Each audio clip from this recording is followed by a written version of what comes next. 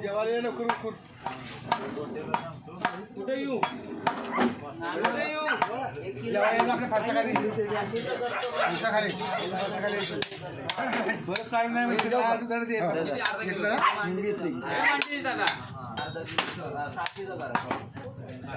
आजच्या दिवसाला मिक्स मिळेल सगळं ते काय टाकलं मिक्स चालेल पण हे जास्त टाकतो तुला माझा दुश्मन नाही दादा दुश्मन नाही मला पण कळते